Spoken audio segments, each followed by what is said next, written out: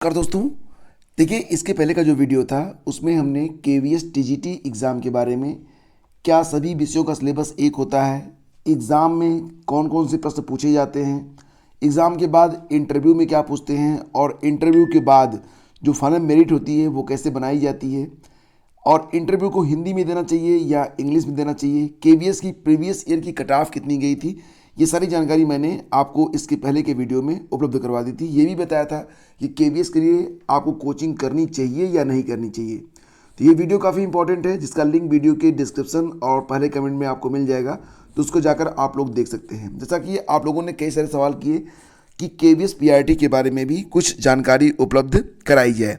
तो देखो फ्रेंड्स, यहाँ पर केवीएस पीआरटी एग्ज़ाम के बारे में सबसे पहले तो आपको ये बताना चाहेंगे, शायद आप लोग दिमाग से बात मिस हो रही हो कि इस बार चाहे वो पीआरटी की परीक्षा हो, चाहे आप पीआरटी दे रहे हो, चाहे आप टीजीटी दे रहे हो, पीजीटी दे रहे हो, लाइब्रेरियन दे रहे हो, कोई भी पद की परीक्षा दे रहे हो, इस बार सभी परीक्षाएं जो होंगी वो ऑनलाइन होंगी, दैट इज सीबीटी मोड में। ये बात आप लोग ध्यान रखिएगा कि इस बार केवीएस की सभी परीक्षाएं सीबीटी मोड में ही करवाई जाएंगी। ठीक, अच्छा, केवीएस पीआरटी एग्ज़ाम पैटर्न के बारे में आप लोगों ने जानना चाहा है तो आपको बता दें कि केवीएस में प्राइमरी टीचर के लिए अगर आप लोग आवेदन करते हैं तो लिखित परीक्षा के बाद आपका इंटरव्यू, ये बात भी आप लोग ध्यान रखिएगा। ठीक है, जो रिटन एग्ज़ाम होगा उसमें सिर्फ एक पेपर रहेगा और इसमें आपको समय मिलेगा कितना, 2.5 घंटे का समय आपको मिलेगा, और जो पेपर होगा वो 2 पार्ट में बटा रहता है, पार्ट 1 और पार्ट 2।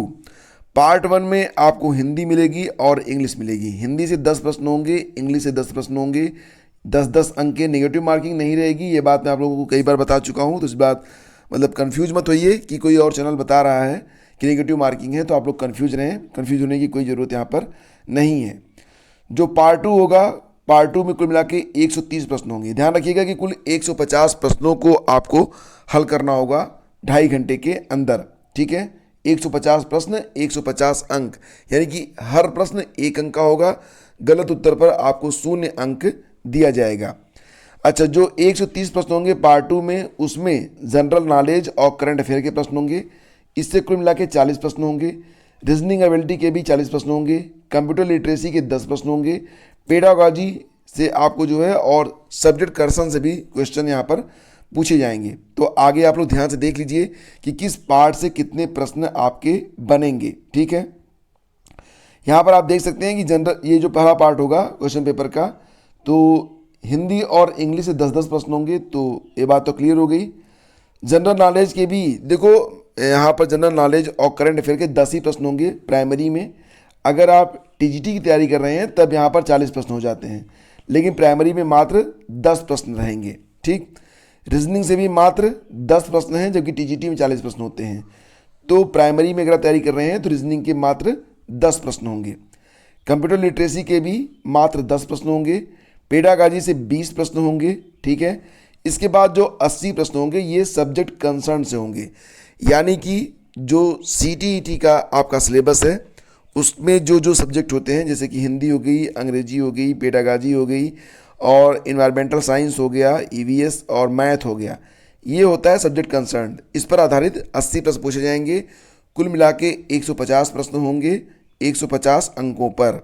ठीक है, तो ये बात अब आप लोग समझ गए होंगे कि केवीएस में प्राइमरी में जो सिलेबस होगा वो कैसा रहेगा। ठीक है, अगर आप लोग जो नोटिफिकेशन है उसको देखेंगे तो नोटिफिकेशन में ही स्पष्ट कर दिया गया है कि जो परीक्षा होगी वो कंप्यूटर बेस्ड टेस्ट होगी। थोड़ा सा जूम कर दूं तो समझ जाएंगे आप।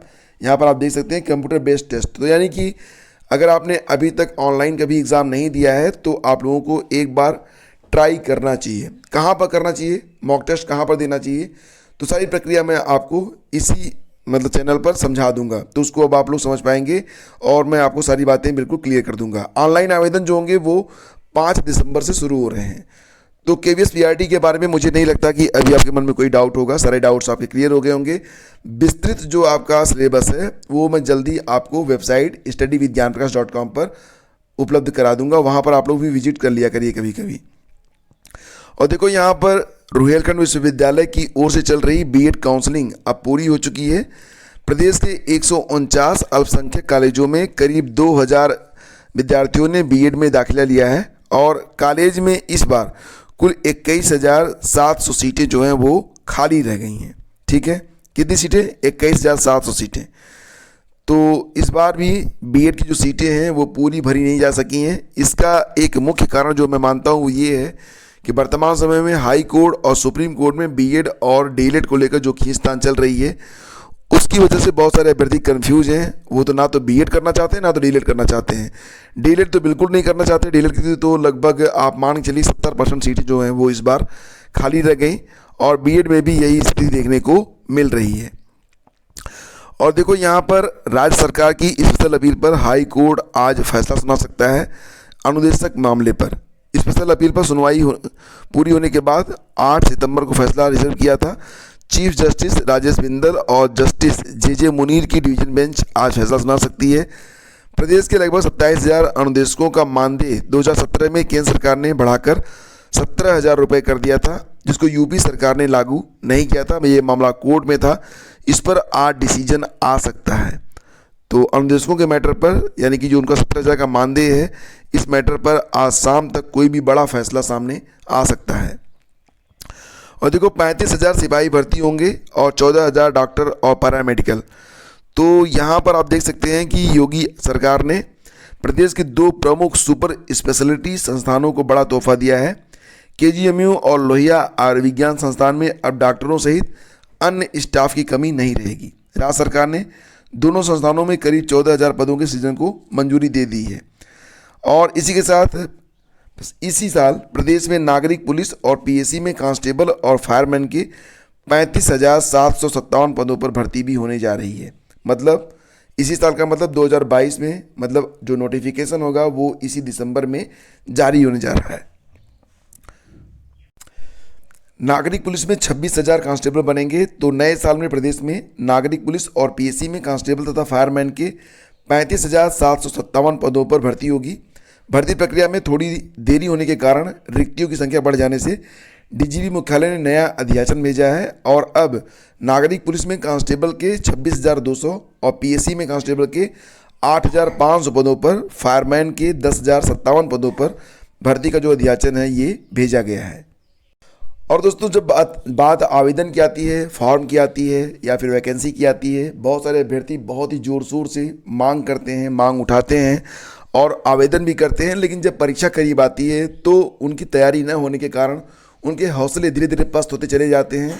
और ऐसा मैं प्रायः देखता रहता हूँ कि चाहे यूपी पीएससी की परीक्षाएँ हों, यूपी SSS की परीक्षाएँ हों या फिर कोई भी परीक्षा हो, आधे से ज़्यादा अभ्यर्थी तो परीक्षा छोड़ ही देते हैं। यही कुछ देखने को मिल रहा है सीजीएल में भी। सीजीएल की परीक्षा 1 दिसंबर से स्टार्ट हो चुकी है और पहले ही दिन आधे से ज़्यादा 51.25% ने परीक्षा को छोड़ दिया है। तो ये भी मतलब बड़ी अजीब सी बात होती है कि एक तरफ तो मारामारी रहती है कि बहुत जल्द जो है नोटिफिकेशन जारी हो, और रोज़गार की कमी है, और जब रोज़गार आता है तो लोग परीक्षा फॉर्म भरने के बाद परीक्षा में बैठते ही नहीं हैं। तो ऐसे तमाम जो है एग्ज़ाम्स मैं देख रहा हूँ। और देखो, यहाँ पर अगर अब आगे बढ़ें तो कुछ और भी खबरें हैं जिसके बारे में आपको मैं बताना चाहता हूँ। जैसे कि यूके पीएससी में भी कुल 445 पदों पर वैकेंसी आई हुई है। जूनियर असिस्टेंट का पद है, और इसके लिए जो आयु की गणना होगी वो 1 जुलाई को होगी। 1 जुलाई 2022 से 18 और 42 साल के बीच में अगर आपकी उम्र है तो आप आवेदन कर सकते हैं। इंटरमीडिएट पास होना चाहिए, और देवनागरी लिपि में हिंदी का ज्ञान, कंप्यूटर पर हिंदी टाइपिंग का ज्ञान होना चाहिए। चयन प्रक्रिया में क्या है कि टाइपिंग टेस्ट का आयोजन होगा, लिखित परीक्षा होगी, इसके बाद टाइपिंग टेस्ट होगा, और सभी प्रश्न बहुविकल्पी होंगे। 100 अंक के आधार पर फाइनल मेरिट बनाई जाएगी। गलत उत्तर के लिए 1/4 अंक काटे जाएंगे। 20 दिसंबर तक ऑनलाइन आवेदन कर सकते हैं। 176 रुपये के आसपास या 177 रुपये के आसपास आवेदन शुल्क है। और ऑनलाइन आवेदन आप कहाँ पर कर सकते हैं? तो psk.uk.gv.in पर जाकर आप ऑनलाइन आवेदन कर सकते हैं। और चलो चलते आपको एक बड़ी खबर बता देते हैं। पहले दिन डिजिटल रुपया से 2.25 करोड़ का जो है लेन देन हुआ है। जैसा कि आप लोग जानते हैं कि इस बार आरबीआई के द्वारा ई रूपी को लॉन्च कर दिया गया है, और ई रुपया डिजिटल टोकन आधारित होगा। इसे केंद्रीय बैंक ही जारी कर सकता है, और इसका मूल्य बैंक नोटों के समान होगा। इसे पेपर नोट की तरह 2,000, 500, 200, 100, 50 और बाकी डिनोमिनेशन में जारी किया जाएगा। अभी ये आम जो लेन देन होता है उसमें उपलब्ध नहीं है, लेकिन जल्द ही ई रुपये का इस्तेमाल आप लोग भी कर पाएंगे। तो देखो, तो इसको कैसे आप यूज कर पाएंगे भविष्य में, तो आपके पास ही आएगा ये ई रुपया। तो डिजिटल रुपया एक खास ई वॉलेट में सुरक्षित रहेगा। इस वॉलेट को बैंक जारी करेंगे, लेकिन इसका पूरा नियंत्रण और निगरानी आरबीआई करेगा। इसके जरिए आप P2P, पर्सन टू पर्सन और पर्सन टू मर्चेंट तरीके से लेन देन कर पाएंगे। जैसे नहीं होता है कि एक वॉलेट होगा, उसमें आप रजिस्ट्रेशन करेंगे, फिर उसमें जो ई रुपया होगा उसको आप स्कैन करके, मतलब बिल्कुल वही प्रक्रिया है। अभी तक क्या होता है, जो रुपया आप गूगल पे वगैरह से ट्रांसफ़र करते हैं उसको फिजिकली ले सकते हैं, तो ये रुपया जो होगा वो फिजिकली कन्वर्ट नहीं हो पाएगा फिलहाल। यूपीआई की तरह ही सारी प्रक्रिया रहेगी। तो बहुत जल्द आप जो है ई रूपी वॉलेट भी आपको मिल जाएगा।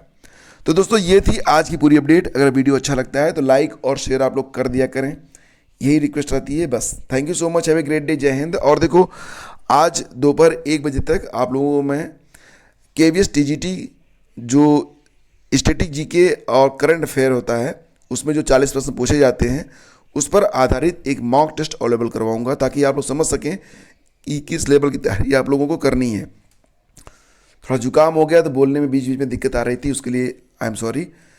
आप सभी का दिन मंगलमय हो, लगे रहिए। और कोचिंग की कोई ज़रूरत नहीं है। TGT के बारे में पूरी जानकारी आपको एक अलग वीडियो में दे दी गई थी, उसको जाके आप लोग देख लीजिए। Thank you so much, have a great day, जय हिंद।